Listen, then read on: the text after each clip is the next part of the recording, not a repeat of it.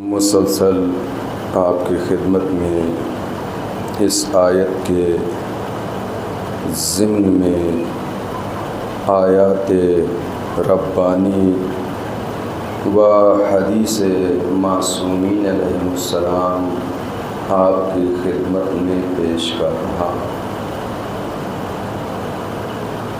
آج اس ماہ محرم کی 7ویں تاریخ بھی دھیرے دھیرے گزر گئی اور ہم نے اپنے نفسوں میں کیا تبدیلی پائی، کیا چینجنگ آئی بھی یا نہیں آئی۔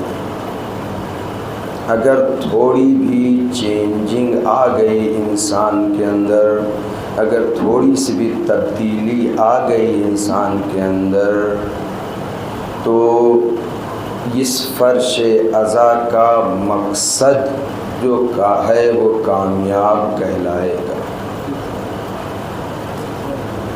کیوں؟ اس لیے کہ فرش عزا کا مقصد ہی انقلاب ہے۔ فرش عزا کا مقصد اور مطلب انقلاب ہے، یعنی انسان کی سوچ کو بدل دے، انسان کی فکر کو بدل دے۔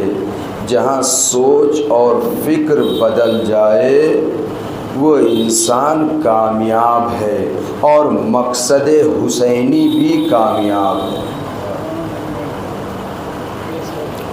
پروردگار عالم نے اس آیت میں ارشاد فرمایا کہ وَمَا أَرْسَلْنَاكَ إِلَّا كَافَّةً لِلنَّاسِ بَشِيرًا وَنَذِيرًا لَكِنَّ أَكْثَرَ النَّاسِ لَا يَعْلَمُونَ۔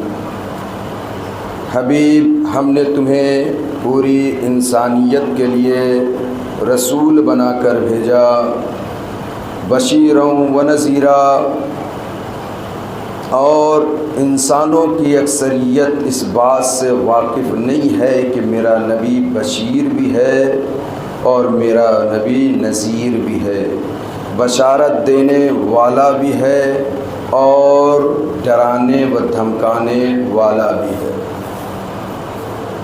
یعنی جو بات سیدھے طریقے سے نہ مانی جائے اسے ڈرا اور دھمکا کر منایا جائے۔ یہ اللہ کہہ رہا ہے کہ بشیر بھی ہے، بشارت دینے والا بھی ہے، نذیر بھی ہے اور ڈرانے والا بھی ہے۔ لہٰذا میں نے اپنی گفتگو اس مقام پر لا کر روکی تھی کہ ہمیں ضرورت ہے علم کی، اور علم حاصل کیسے ہوتا ہے؟ کہا آنکھوں کا صحیح استعمال، کان کا صحیح استعمال، دل و دماغ کا صحیح استعمال۔ اس کے بعد بات آگے بڑھی تھی، تو جب ہم اس کا صحیح استعمال کریں گے تو اللہ نے کہا ہر نماز میں تمہیں کہنا پڑے گا اہدنا الصراط المستقیم، اے میرے معبود مجھے صراط مستقیم کی ہدایت کر دے یا صراط مستقیم پر باقی رکھ۔ اس کے بعد ایک جملہ اور میں نے کہا تھا، اللہ یہ صراط مستقیم ہے کیا؟ تو اللہ نے کہا کہ صراط مستقیم وہ ہے جس پر ہم نے اپنی نعمتیں نازل کی ہیں، جس پر ہم نے اپنی نعمتیں نازل کی ہیں۔ تو نعمتیں کس پر نازل ہوئی یہ میں بیان کر چکا، لیکن اس کے بعد پھر سوال ہوتا ہے کہ معبود یہ جو نعمتیں نازل کی ہے یہ نعمتیں کلی طریقے سے ہے، جس میں اچھے انسان بھی شامل ہیں اور برے انسان بھی شامل ہیں۔ تو یہ نعمتوں سے مراد کون سی نعمت ہے، کون سے افراد ہے؟ تو اللہ نے کہا غیر المغضوب علیہم ولا الضالین، وہ نعمت والے ہیں جو کبھی اپنے خدا کے غضب کا شکار نہیں ہوئے ہیں۔ اس مقام پر میں نے آپ کو لا کر چھوڑا تھا، جو کبھی اپنے خدا کے غضب کا شکار نہ ہوئے ہوں۔ تو اب علم کے لیے اور اس نعمت کو معلوم کرنے کے لیے ہمیں ضروری ہے کہ اپنی آنکھوں کا صحیح استعمال کریں، اپنی فکر کا صحیح استعمال کریں، اپنے کانوں کا صحیح استعمال کریں۔ کیوں؟ اس لیے کہ اگر انسان کی آنکھ خراب ہو، انسان کا کان خراب ہو، تو جو آنکھ کی رپورٹ ہے، جو کان کی رپورٹ ہے، وہ دل و دماغ تک صحیح طریقے سے نہیں پہنچ سکتی۔ جو آپ نے دیکھا ہے، جو سنا ہے، یہ صحیح طریقے سے منتقل نہیں کر سکتے۔ بھائی دیکھا کیا ہے وہ بھی نہیں معلوم، کیونکہ آنکھ کام نہیں کر رہی ہے۔ وہ محاورہ بھی مشہور ہے کہ ساون کے اندھے کو ہرا ہی ہرا دکھائی دیتا ہے۔ لہذا آنکھ اگر خراب ہو جائے تو اسے صحیح دکھائی نہیں دیتا، کان خراب ہو جائے تو دل کو صحیح رپورٹ نہیں پہنچ سکتی۔ یعنی ہمارا یہ دل، یہ دماغ محتاج ہے آنکھوں کا، ہمارا دل اور دماغ یہ محتاج ہے کانوں کا۔ میں لفظ کو بدل دوں، یہ دل و دماغ وسیلہ چاہتا ہے آنکھوں کا، یہ دل و دماغ وسیلہ چاہتا ہے کانوں کا۔ یعنی اگر یہ وسیلے میں عیب آ جائے تو صحیح رپورٹ نہیں بن سکتی، صحیح خبر تیار نہیں ہو سکتی۔ تو ہم اپنی چھوٹی سی اس زندگی میں دل محتاج ہے آنکھوں کا، دل محتاج ہے کانوں کا۔ تو اب جب ہم اپنی تھوڑے سے جسم میں ان چیزوں کے محتاج ہیں تو پروردگار اس نظام ہدایت کو، نظام بصارت کو بغیر وسیلے کے چھوڑ دے، یہ ممکن نہیں ہے۔ جب ہمیں ضرورت ہے صحیح چیز دیکھنے کے لیے آنکھ ہو، ہمیں ضرورت ہے صحیح چیز سننے کے لیے کان ہو، ہم بغیر آنکھ کان کے صحیح خبر نہیں پہنچا سکتے ہیں، صحیح بات لوگوں تک منتقل نہیں کر سکتے، کیونکہ بھائی کان بھی کام نہیں کر رہا ہے، آنکھ بھی کام نہیں کر رہی ہے، تو ہم صحیح خبر نہیں پہنچا سکتے۔ تو یہ معبود جو ہمارا بھی خالق ہے، وہ معبود جو ہمیں اور کل کائنات کا پیدا کرنے والا ہے، وہ بعد رسول اس دنیا کو بغیر ہادی کے چھوڑ دے، یہ ممکن نہیں ہے۔ ہم آنکھ کے محتاج ہو، ہم دل و دماغ کے محتاج ہو، ہم کانوں کے محتاج ہو، اور پروردگار اس کائنات کو بغیر ہادی کے چھوڑ دے۔ جب ہم وسیلے کے محتاج ہیں تو پروردگار اپنی باتوں کو پہنچانے کے لیے وہ بھی وسیلے کا محتاج ہے۔ صلوات پڑھے محمد وآل محمد پر۔ انعمت علیہم، ہم نے اس راستے پر آپ کو چلنا ہے جس پر ہم نے نعمتیں نازل کی ہیں۔ اب ان نعمت کون سی ہے؟ کیونکہ کل میں نے اپنی مجلس میں کہا تھا نعمت نہ جانے کتنی ہے، جن کی کوئی تعداد نہیں ہے۔ ہر وہ چیز جو انسان کو فائدہ پہنچائے وہ نعمت ہے۔ پروردگار یہ کہہ رہا ہے کہ ایسے راستے کو اختیار کرو جس پر ہم نے اپنی نعمتیں نازل کی ہیں۔ تو راستے بہت سے، نعمتیں بھی بہت سی، تو ہم معین کیسے کریں، ہم مشخص کیسے کریں؟ ایک صلوات پڑھیں محمد و آل محمد پر۔ جب جناب یوسف علیہ السلام کے 11 بھائی آئے اور جناب یوسف علیہ السلام کو آ کر سجدہ کیا، اس کے بعد جناب یوسف علیہ السلام کو مصر کا بادشاہ بنا دیا گیا۔ اللہ نے کہا کہ اے یوسف، ہم نے تمہارے اوپر نعمت تمام کر دی۔ قرآن کی آیت ہے، اللہ نے کہا یوسف، ہم نے تمہارے اوپر نعمتیں تمام کر دی ہیں۔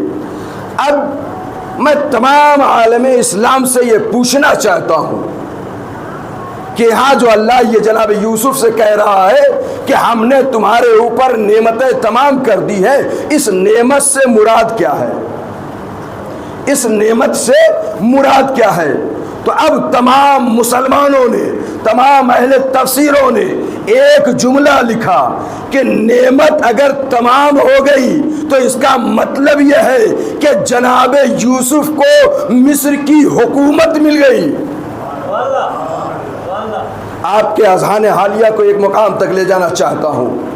کہا نعمت تمام ہو گئی تو لوگوں نے کہا اس کا مطلب یہ ہے کہ یوسف کو بازار مصر میں مصر کا بادشاہ بنا دیا گیا، یعنی حکومت مل گئی۔ تو میں اپنے ہاتھوں کو جوڑ کر ایک جملہ کہوں، جب نعمت تمام ہوتی ہے تو تمہارا کہنا یہ ہے کہ حکومت ملتی ہے، حکومت ملتی ہے۔ بس ایک جملہ کہو، اللہ نے غدیر کے میدان میں یہی اعلان کیا، انعمت علیہم اتممت علیکم نعمتی، اے میرے معبود نے کہا کہ ہم نے تمہارے اوپر نعمتیں تمام کر دی، نعمتیں تمام کر دی۔ اگر یہ وہ قوم ہے کہ اگر ماننے پر آ جائے تو کہا جب نعمت تمام ہوتی ہے تو یوسف کو حکومت ملتی ہے، تو میں یہ کہتا ہوں جیسے وہاں یوسف کو حکومت ملی تھی ویسے غدیر میں علی کو ولایت کی حکومت ملی تھی۔ صلوات پڑھے محمد وآل محمد۔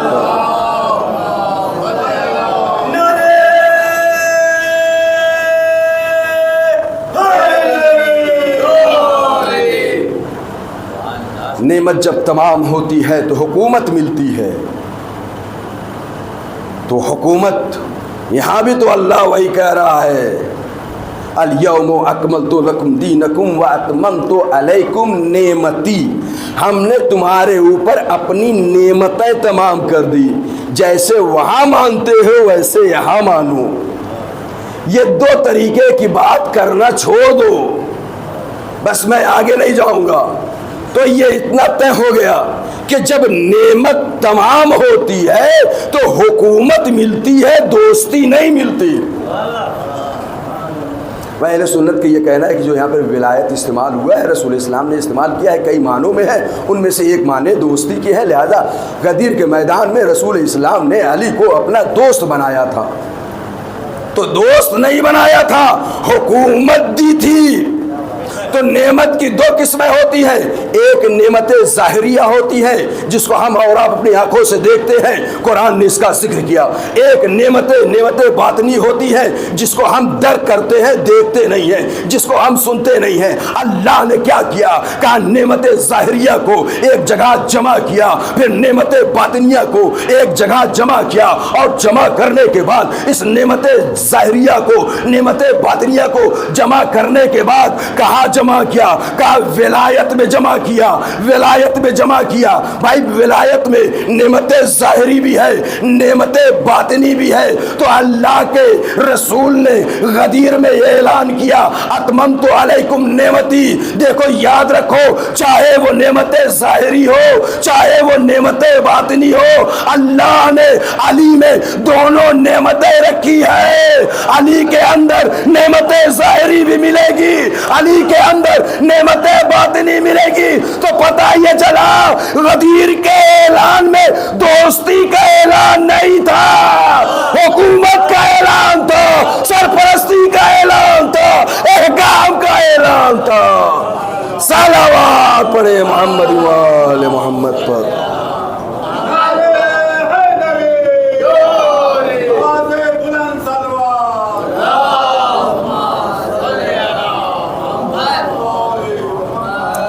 اس راستے پر چلو جس پر ہم نے اپنی نعمتیں نازل کی ہیں، اور وہ کبھی خدا کے غضب کا شکار نہ ہوئے ہوں۔ اب وہ راستہ کیا ہے؟ کل میں نے کہا تھا، اللہ نے کہا کل ھذہ سبیلی، یہ میرا راستہ ہے، یہی سیدھا راستہ ہے۔ تو اب طے کیسے ہو کہ وہ کون افراد ہیں جس پر کبھی خدا کا غضب نازل نہیں ہوا؟ قرآن سے میں آپ کی خدمت میں پیش کر رہا ہوں، جس پر کبھی خدا کا غضب نازل نہیں ہوا۔ تو اب آیت نے بڑھ کر سہارا دیا جو مسلسل آپ نمازوں میں پڑھتے رہتے ہیں۔ جب آیت درود نازل ہوئی، آیت درود کیا ہے؟ ان اللہ و ملائکتہ یصلون علی النبی، کہ اللہ اور ملائکہ درود بھیجتے ہیں کس پر؟ نبی پر۔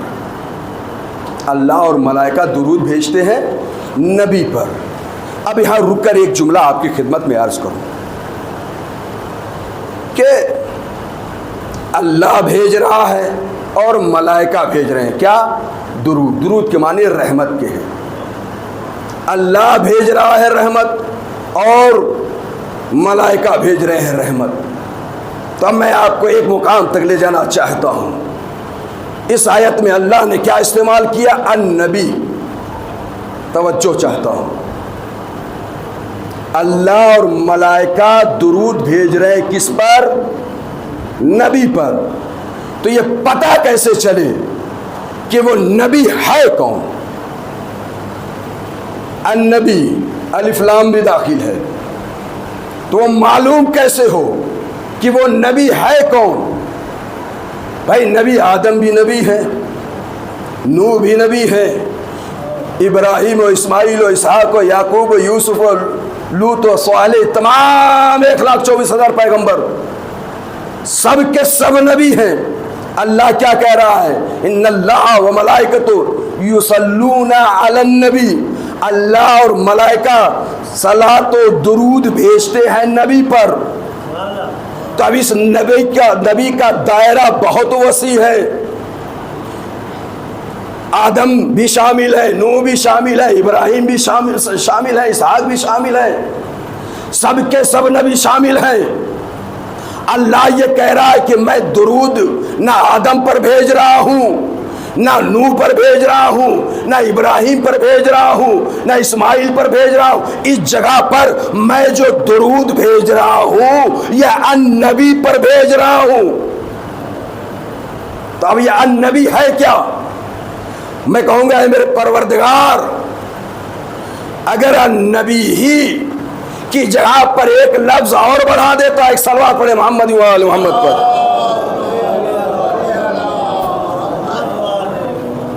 جیسے میں نے آپ کو الجھا دیا کہ بھائی اب نبی سے مراد ہے کون، تو میں کہوں گا معبود نبی کو ہٹا کر محمد لکھ دیتا کہ ان اللہ و ملائکتہ یصلون علی محمد، اللہ اور ملائکہ مل کر صلوات و درود بھیجتے ہیں محمد پر۔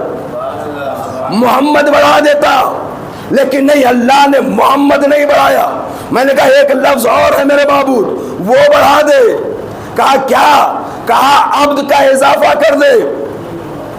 عبد کا، بھائی سبحان الذی اسری بعبدہ لیلا من المسجد الحرام الی مسجد الاقصی، جو راتوں رات اس منزل کو طے کر کے اس منزل تک پہنچا۔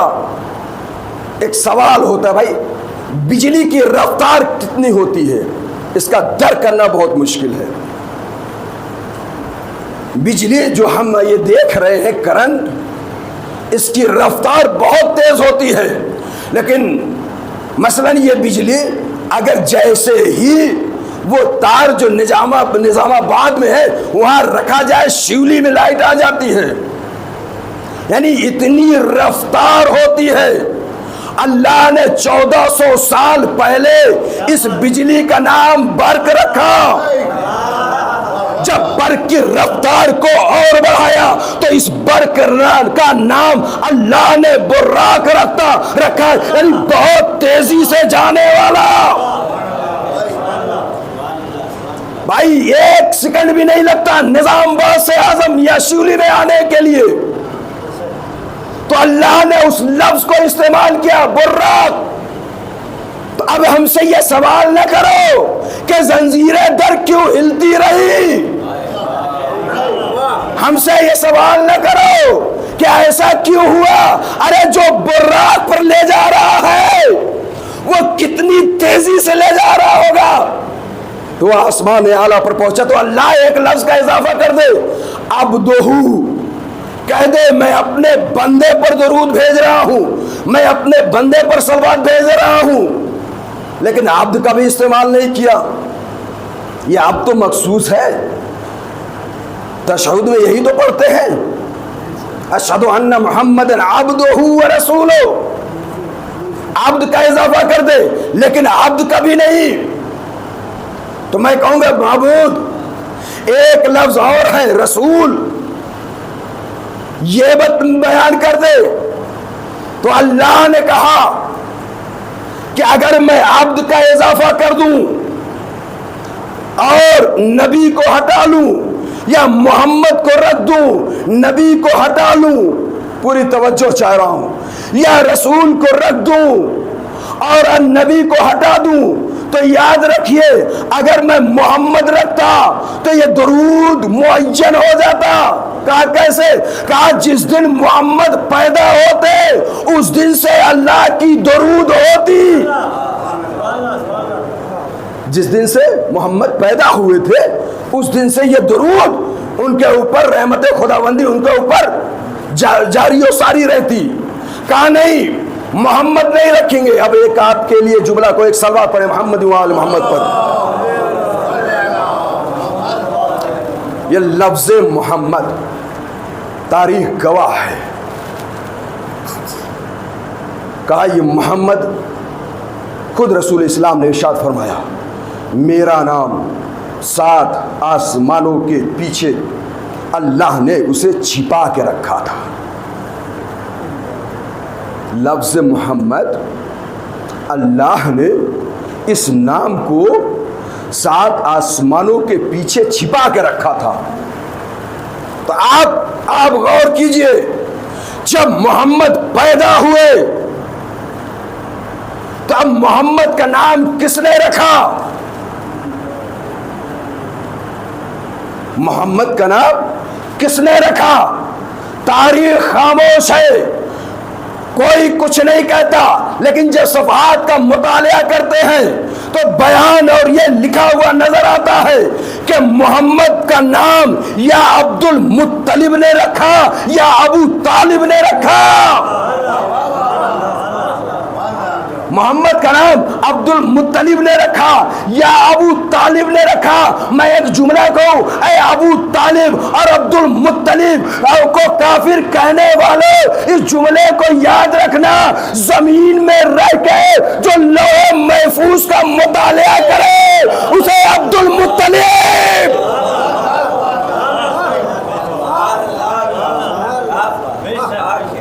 جو زمین میں رہ کے کم نہ سمجھنا ابو طالب کو، کم نہ سمجھنا عبد المطلب کو۔ اللہ نے کیا جملہ استعمال کیا ہے؟ میں نے محمد کے نام کو 7 آسمان کے پیچھے رکھا تھا۔ تو ابو طالب وہ ہے جو زمین پر رہ کے 7 آسمانوں کو چیرتے ہوئے اس مقام تک پہنچ گئے جہاں لفظ محمد رکھا تھا۔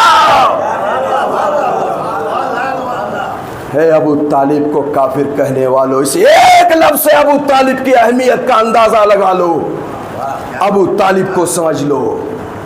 اللہ محمد لکھ دے، رسول لکھ دے، کہا اگر میں رسول کا اضافہ کر دیتا تو یہ مسلمان یہ کہتے کہ یہ تو 40 سال کے بعد رسول بنے ہیں، 40 سال پہلے رسول نہیں تھے، تو اللہ کی درود 40 سال کے بعد شروع ہوتی۔ تو نہ رسول رکھا، نہ محمد رکھا، نہ عبد رکھا، کہا رکھا کیا؟ النبی، نبی رکھا۔ تو اب میں پوچھوں معبود ایسا کیوں کیا؟ نام کیوں رکھا؟ اللہ یہ جواب دے گا، اگر میں نے محمد کا نام قرآن میں اس آیت میں لا کر رکھ دیا ہوتا تو صلوات کا وقت معین ہو جاتا، صلوات کا وقت معین ہو جاتا۔ میں یہ نہیں چاہتا کہ صلوات کا وقت معین ہو تو ہاتھوں کو اٹھاؤں، معبود تو یہ نبی کب سے نبی بنا یہ بتا دے، معبود یہ صلوات کب سے صلوات شروع ہوئی؟ کہا اللہ جواب دے گا کہ آدم کے لیے کہ کنتو نبیًا بین الماء والطین، میرا نبی اس وقت نبی تھا جب آدم ماء و طین کے درمیان تھے۔ یصلون علی النبی، نبی کے اوپر صلوات ہو رہی ہے، تو مشخص ہو جاتا۔ اگر نام دیتا، مشخص نہیں ہوا، نام نہیں دیا۔ النبی کا آدم نہیں تھے، میرا نبی تھا، نوح نہیں تھے، میرا نبی تھا، ابراہیم نہیں تھے، میرا نبی تھا۔ لفظوں کو بدل دوں، آدم نہیں تھے، اللہ کی درود آ رہی تھی، موسیٰ نہیں تھے، اللہ کی درود آ رہی تھی، ابراہیم نہیں تھے، اللہ کی درود آ رہی تھی۔ اب یہ درود آ رہی ہے، چلیے کل تک رسول اسلام تھے، آج کس کے اوپر؟ کہا سنیے، ہم سورہ انا انزلنا پڑھتے ہیں، تنزل الملائکۃ والروح، ملائکہ بھی نازل ہوتے ہیں، روح بھی نازل ہوتی ہے۔ تو ایک سوال ہے کہ ملائکہ کہاں نازل ہو رہے ہیں، روح کہاں نازل ہو رہی ہے نا؟ ملائکہ بھی نازل ہو رہے ہیں، روحیں بھی آ رہی ہیں آسمان سے، تو یہ کہاں آ رہی ہے؟ تو جواب دینے والے نے جواب دیا کہ سنو، کہ جہاں کل نازل ہو رہے تھے وہیں آج بھی نازل ہو رہے ہیں۔ نہیں پہنچے آپ؟ جہاں کل نازل ہو رہے تھے وہیں آج بھی نازل ہو رہے ہیں۔ کل محمد اول پر نازل ہو رہے تھے، آج محمد آخر پر نازل ہو رہے ہیں۔ صلوات پڑھیں محمد وآل محمد پر۔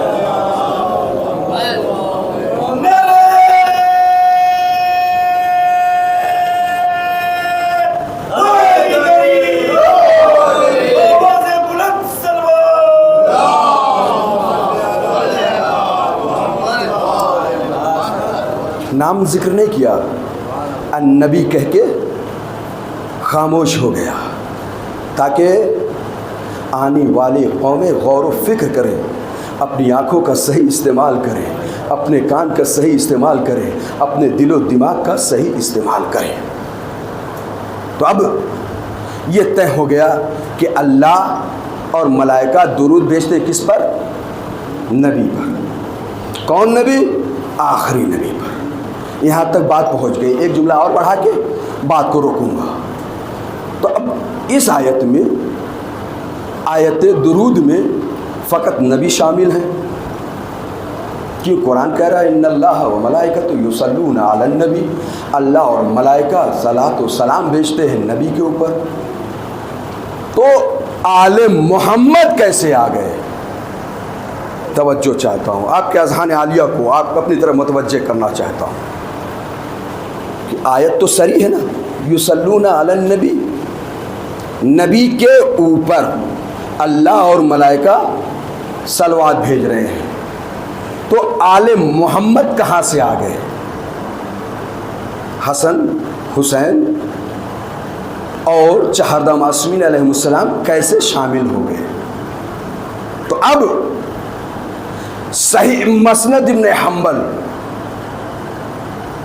چار امام اہل سنت کے مشہور ہیں، چار امام۔ ایک بات روک کر ایک جملہ کہوں، رسول نے فرمایا تھا ہمارے بعد اثنا عشر 12 امام ہوں گے، لیکن ان کے یہاں 4 امام۔ یہ حدیث تنہا نہ اہل تشیع نے نقل کیا، نہ اہل سنت نے نقل کیا، تمام فرق نے نقل کیا ہے کہ رسول اسلام نے ارشاد فرمایا ہمارے بعد ہمارے 12 جانشین ہوں گے۔ تو میں مسلمانوں سے صرف اتنا کہوں گا کہ چاہے ان 12 کو مانو یا نہ مانو، کم از کم تم رسول حدیث پر عمل تو کرو، 12 کی فہرست تیار تو کرو۔ اثنا عشر، یہ آل محمد کہاں سے آ گئے؟ تو احمد ابن حنبل اپنی کتاب مسند میں لکھتے ہیں کہ جب یہ آیت نازل ہوئی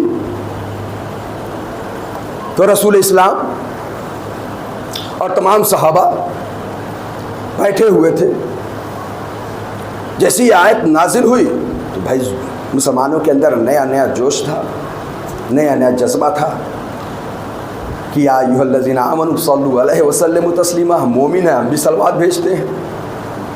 تو اب انہوں نے صلوات بھیجنی شروع کی، کیا کہا؟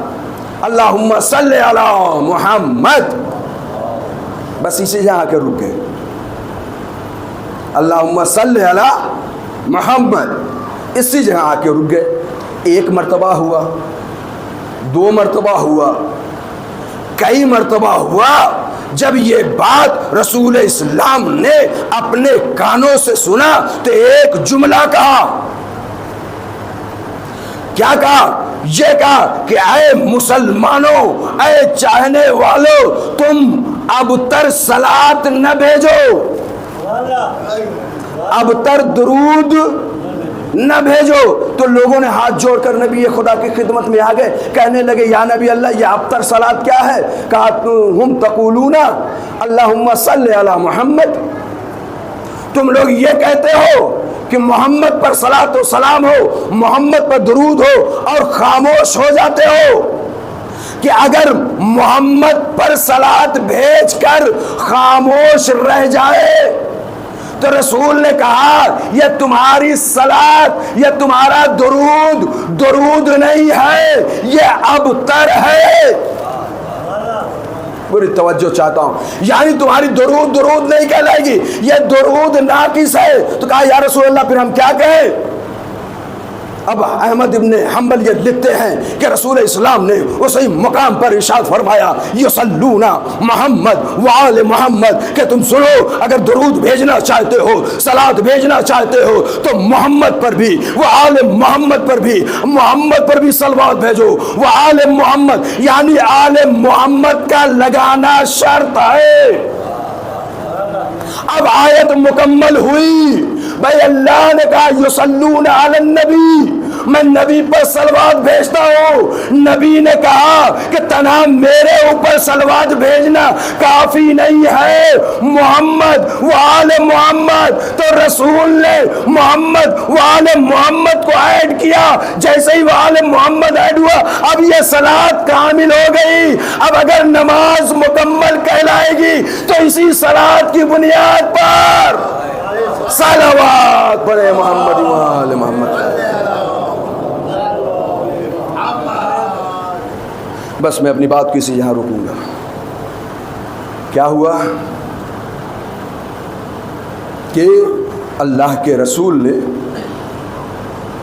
محمد و آل محمد کو اس آیت میں، یہ تو ان کی حدیث بیان کی، اپنی حدیثیں نہ جانی کتنی ہیں، اس سے محل بحثی نہیں ہے، اور بہت سی روایتیں ان کی اپنی ہیں، ایڈ کیا۔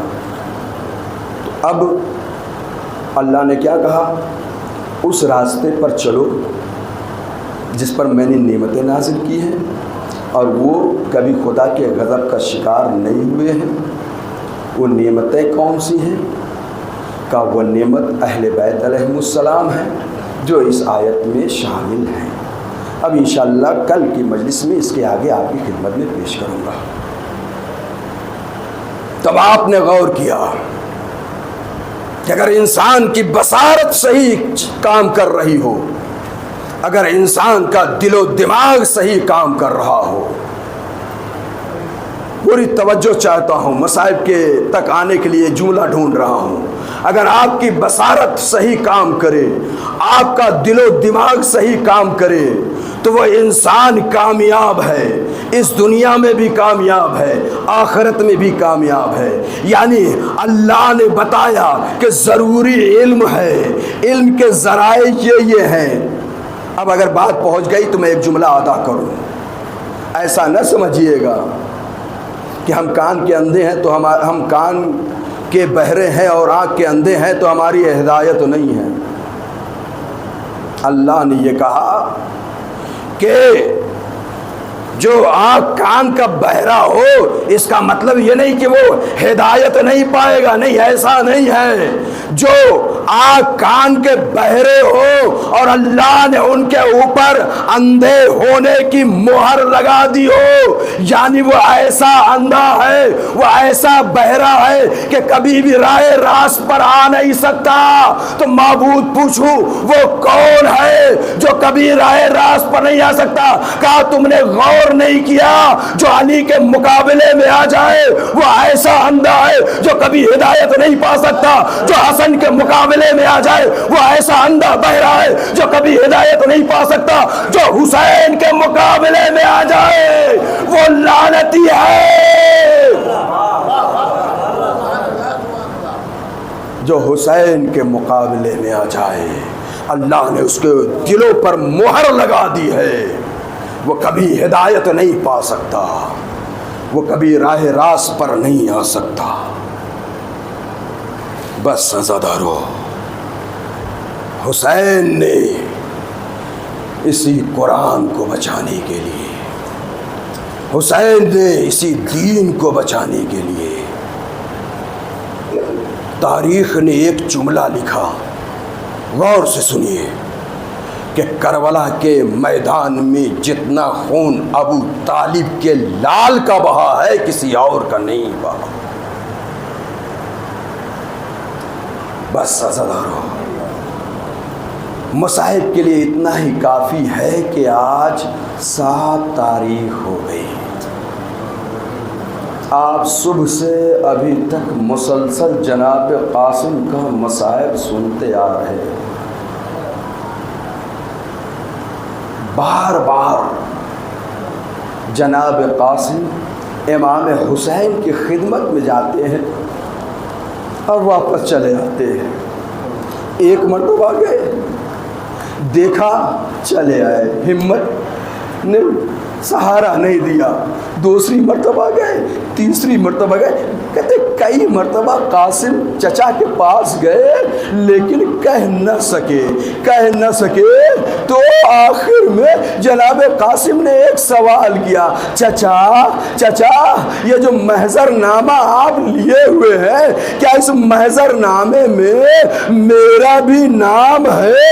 اتنا سننا تھا کہ حسین ابن علی نے ایک جملہ کہا، قاسم اس محضر نامے میں تنہا تمہارا نام نہیں ہے، علی اصغر کا بھی نام ہے۔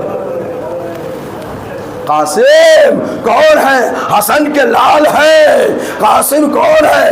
ام فروہ کے لال ہے۔ ایک مرتبہ جب یہ جملہ سنا کہ ہمارا بھی نام ہے، ایک مرتبہ قاسم خوش ہو گئے، چہرے پر خوشی کی لہر دوڑ گئی، لیکن ایک ہی لمحے میں چہرہ قاسم کا بدل گیا۔ کیا ہوا؟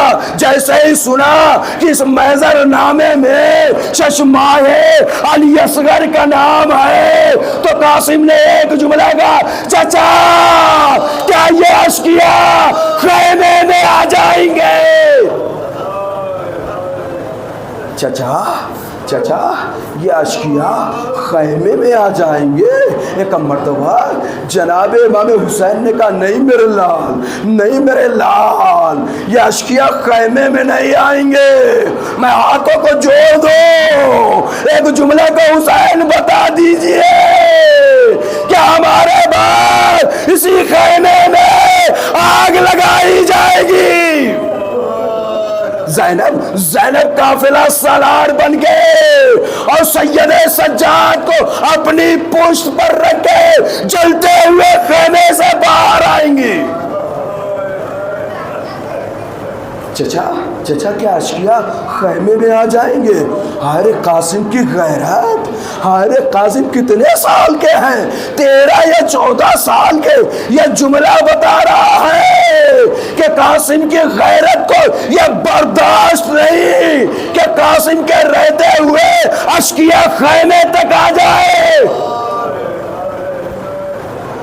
کہا نہیں میرے لال، علی اصغر کو میں اپنی آغوش میں لوں گا اور مقتل کی طرف لے جاؤں گا۔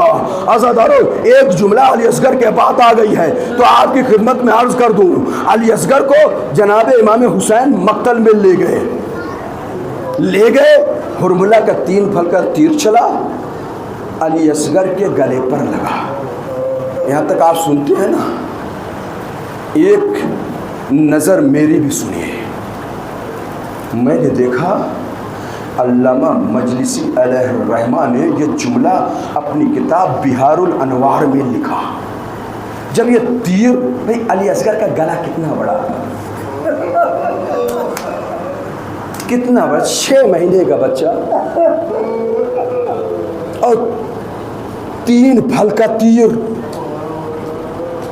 تیر لگا، علی اصغر کے گلے کو چیرتا ہوا بازوئے حسین میں پیوست ہو گیا۔ ہماری غیرت کے لیے اتنا ہی کافی ہے کہ ششمائے پر تیر چلایا گیا۔ کہا حسین نے اس تیر کو پکڑا اور تیر کو کھینچنا چاہتے تھے۔ اللہ اکبر! ایک مرتبہ حسین کا لال اصغر اس تیر میں الجھ کر بلند ہونے لگا۔ اس مقام پر حسین نے ایک جملہ کہا، اے میرے لال علی اصغر، میں ابھی علی اکبر کے سینے سے برچی کا پھل نکال کے آ رہا ہوں۔ میرے لال، میری امامت کا امتحان نہ لے۔ بس عزادارو، چچا کیا خیمے میں اشقیا آ جائیں گے؟ قاسم نے کہا نہیں، قاسم سے کہا نہیں میرے لال، خیمے میں نہیں آئیں گے، میں علی اصغر کو مقتل میں لے جاؤں گا۔ بس عزادارو، اب اسی جگہ امام حسین نے جیسے ہی پوچھا نا کہ اب میرا بھی نام ہے، تو ایک جملہ پوچھا، قاسم، بس میں نے ختم کر دیا، قاسم یہ بتاؤ تمہاری نگاہ میں موت کیسی ہے؟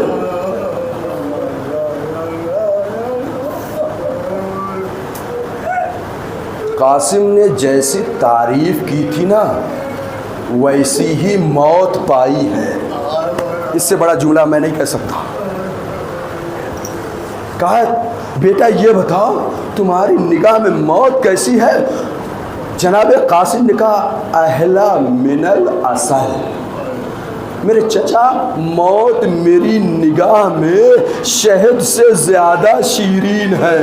موت کو قاسم نے سمجھا دیا کہ موت کسے کہتے ہیں۔ ہاتھوں کو جوڑ دو قاسم، ہر ایک ٹاپ پہ ایک موت ابھر کے نکلے گی، جیسے گھوڑے کی ٹاپ پڑتی تھی۔ کہتا تھا چچا میری نصرت کو آئیے۔ بس آخری جملہ، میں نے مصائب پڑھ دیا، سارے مصائب آپ سن چکے ہیں، سارے مصائب آپ تک پہنچ چکا ہے۔ کربلا میں جتنے بھی شہید ہوئے ہیں ہر ایک کا اپنا الگ الگ امتیاز تھا۔ قاسم کا بھی ایک امتیاز ہے، ایک ترے امتیاز ہے، وہ کیا ہے سن لیجئے۔ عزادارو، کربلا میں تمام شہداء کو حسین مقتل سے خیمہ گاہ تک لے آئے۔ بعد حسین گھوڑوں میں نال بندی ہوئی، 72 لاشوں کو گھوڑوں کی ٹاپوں سے پامال کر دیا۔ ارے یہ وہ لاشیں تھی جن کو مرنے کے بعد پامال کیا گیا۔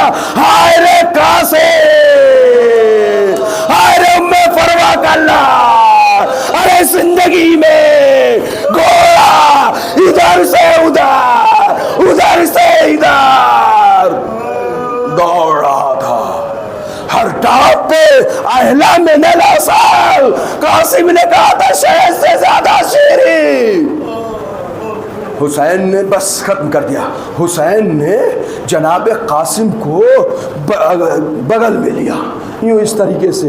آپ میرے بھیا کی نشانی ہے نا, آ جاؤ میرے بغل میں آ جاؤ. اب جو لے کر چلے ہیں, میں ایک جملہ کہوں مجلس کو ختم کر دوں. مولا مولا ابھی تک آپ جتنے جنازے لے گئے ہیں سب سالم لے گئے ہیں. مولا کسی کے وہ ہاتھ نہیں ٹوٹے ہوئے تھے, پیر نہیں ٹوٹا ہوا تھا. میں جملہ نہیں پڑھ سکتا, آپ کو احساس کرنے کی ضرورت ہے. جتنے بھی جنازے لے گئے تھے کسی کا پیر نہیں ٹوٹا ہوا. مقتل نے لکھا ارے گھوڑے ایسے دوڑے کہ جتنی ہڈیاں تھی وہ چور چور ہو گئی. میں کہوں گا مولا قیام حسینی میں نہ لے جائیے. کیوں؟ اس لیے ام فروا اپنے لال کو دیکھیں گی, زینب اپنے بھتیجے کو دیکھیں گی تو برداشت نہ کر سکے گی. الا لعنت اللہ علی قوم الظالمین رضن بقضائہ تسلیما لامرہ. پروردگارا اس مجلس عزا